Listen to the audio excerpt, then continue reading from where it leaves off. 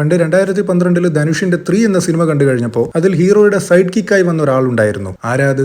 യവനോ ഒരുവൻ. ഇനി തൊട്ടടുത്ത വർഷം ഇതേ ധനുഷ് പ്രൊഡ്യൂസ് ചെയ്ത് പുള്ളി തന്നെ ഇൻട്രൊഡ്യൂസ് ചെയ്ത അനിരുദ്ധ് രവിചന്ദ്രനെ കൊണ്ട് മ്യൂസിക് ചെയ്യിച്ച മറ്റൊരു പടം തമിഴിൽ പുറത്തിറങ്ങി. ഞാൻ ആ സിനിമ ശ്രദ്ധിക്കാനുള്ള പ്രധാന കാരണം അതിലൊരു പാട്ടിന് വേണ്ടി അനിരുദ്ധ് അക്കാലത്ത് ഇന്ത്യ മൊത്തം പോപ്പുലർ ആയിരുന്ന യോയോ ഹണി സിംഗിനെ കൊണ്ടുവന്നിരുന്നു. അപ്പൊ പാട്ടിന്റെ പേര് എതിർനീച്ചൽ എന്നാണ്, സിനിമയുടെ പേരും അത് തന്നെ. ആ പടത്തിലെ നായകനാരാ? കാണുമ്പോൾ രജനീകാന്തിന്റെ ഒരു കംപ്രസ്ഡ് സിപ്പ് ഫയൽ എന്ന് പറയാൻ കഴിയുന്ന ലുക്കിലുള്ള ഒരു ആക്ടർ. ഇനി ഇതും കഴിഞ്ഞ് അടുത്ത 1-2 വർഷങ്ങൾക്കിടയിൽ 2 തമിഴ് പാട്ടുകൾ ഞാൻ സ്ഥിരം കേൾക്കുമായിരുന്നു. ഒന്ന് പാക്കാതെ പാക്കാതെ എന്നുള്ളൊരു സോങ്, മറ്റൊന്ന് ഓമേലെ ഒരു കണ്ണ് എന്നൊരു സോങ്. അപ്പൊ ഈ 2 സോങ്ങിലും അഭിനയിച്ചിരിക്കുന്നത് നേരത്തെ പറഞ്ഞ എതിർനീച്ചൽ എന്ന സിനിമയിലെ നായകനാണ്. അപ്പൊ ഒരു 2015 ആവുമ്പോഴേക്ക് ഇയാളുടെ വക ബാക്ക് ടു ബാക്ക് സിനിമകൾ വന്നു തുടങ്ങി. സ്ലോലി ബട്ട് കൺസിസ്റ്റന്റ്ലി ഈ സൂപ്പർ സ്റ്റാർ ഭാരമില്ലാത്ത ലൈറ്റ് ഹാർട്ടഡ് സിനിമകൾ സ്ഥിരമായി കൊണ്ടുവന്ന് തമിഴ് ഇൻഡസ്ട്രിയിൽ പുള്ളി ഒരു സ്ഥാനം ഉണ്ടാക്കിയെടുത്തു. ഈ വിജയ്, അജിത്, സൂര്യ, വിക്രം ടീമിന് ശേഷം ഒരു സ്പോട്ട് അവിടെ ഒഴിഞ്ഞു കിടപ്പുണ്ടായിരുന്നു. ആര്യ, ജീവ തുടങ്ങിയവർക്കൊന്നും കൃത്യമായി സസ്റ്റെയിൻ ചെയ്യാൻ സാധിക്കാത്തൊരു സ്പോട്ട്. ആ സ്പോട്ടിൽ ഈ പുള്ളി കറക്റ്റ് ഫിറ്റ് ആയിരുന്നു. അപ്പൊ ഇത്രയും കാലം ഇങ്ങനെ ഒരാൾ അവിടെ ഉണ്ട് എന്നറിയാമെന്നല്ലാതെ ആളുടെ ഒരു സിനിമയും ഞാൻ കണ്ടിരുന്നില്ല. അങ്ങനെയാണ് 2016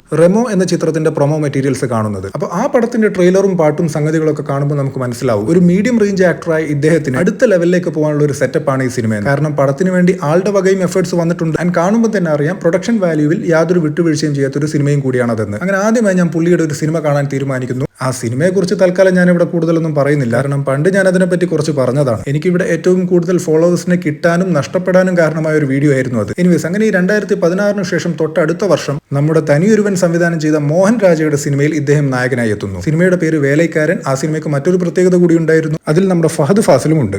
ഇതിനുശേഷം 2001 വരെ ഇദ്ദേഹത്തിന്റെ വക മിസ്റ്റർ ലോക്കൽ, നമ്മ വീട്ടു പിള്ളൈ, സീമാരാജ തുടങ്ങിയ ചില ടെംപ്ലേറ്റ് സിനിമകൾ വന്നിരുന്നു. എന്നാൽ 2021 നെൽസൺ സംവിധാനം ചെയ്ത ഡോക്ടർ എന്ന ചിത്രത്തിൽ ഡോക്ടർ വരുൺ എന്ന കഥാപാത്രമായി ഇദ്ദേഹം തകർത്താടി. പടം വൻ ബ്ലോക്ക് ബസ്റ്ററുമായി. കോവിഡാനന്തരം സീനിയർ ജൂനിയർ വ്യത്യാസമില്ലാതെ മിക്കവരും സ്ട്രഗിൾ ചെയ്തിരുന്ന ഒരു സമയത്ത് ഇദ്ദേഹം വന്നൊരു 100 കോടി അങ്ങ് അടിച്ചു. ഇനി അതിന്റെ ഹാങ് ഓവർ മാറുന്നതിന് മുൻപ് തൊട്ടടുത്ത വർഷം 2022 ഡോൺ എന്ന ചിത്രം പുറത്തിറങ്ങുന്നു. തുടർച്ചയായി ഇദ്ദേഹത്തിന് വീണ്ടും ഒരു 100 കോടി ആൻഡ് കരിയറിൽ അതുവരെയുള്ളതിൽ ഏറ്റവും വലിയ വിജയവും. തൊട്ടടുത്തതായി ഇറങ്ങിയ പ്രിൻസ് എന്ന ചിത്രം പാളിപ്പോയെങ്കിലും ഈ ഒരു സമയമാവുമ്പോഴേക്ക് രജനീകാന്തിനപ്പുറം വിജയ്, ഇനി വിജയ്ക്കപ്പുറം ആര് എന്ന ചോദ്യത്തിന് മറുപടിയായി ഇദ്ദേഹത്തിന്റെ മുഖം തെളിഞ്ഞു വരാൻ തുടങ്ങി. കാരണം പാട്ടും ഡാൻസും ഫൈറ്റും കോമഡിയും ഒക്കെ അടങ്ങുന്ന എന്റർടൈനർ പടങ്ങൾ ഒറ്റയ്ക്ക് പുള്ള് ചെയ്യാൻ കഴിയുമെന്ന് ഇദ്ദേഹം തെളിയിച്ചു. എന്നാൽ 2023 അത് സംഭവിച്ചത്. ഒരു ഇന്ത്യൻ സോൾജറുടെ ബയോപിക്കിൽ ഇദ്ദേഹം നായകനായി എത്തുന്നു. പടം മെഗാ ബ്ലോക്ക് ബസ്റ്റർ. ഈ രജനീകാന്ത്, വിജയ്, കമൽഹാസൻ ടീമിന് ശേഷം അജിത്തിന് പോലും തൊടാൻ കഴിയാത്ത 300 crore ഗ്രോസ് എന്ന സ്വപ്നതുല്യമായ നമ്പറിൽ ഇദ്ദേഹം എത്തിച്ചേരുന്നു. ഏതാണ്ട് ഈ സിനിമ ഇറങ്ങുന്നതിന് തൊട്ടു മുൻപ് പുറത്തിറങ്ങിയ ഗ്രേറ്റസ്റ്റ് ഓഫ് ഓൾ ടൈം എന്ന വിജയ് ചിത്രത്തിലെ തുപ്പാക്കിയെ പുടിങ്ക ശിവ എന്ന സിംബോളിക് ഡയലോഗ് എല്ലാ തരത്തിലും അന്വർത്ഥമാവുന്നത് പോലെയായി കാര്യങ്ങൾ.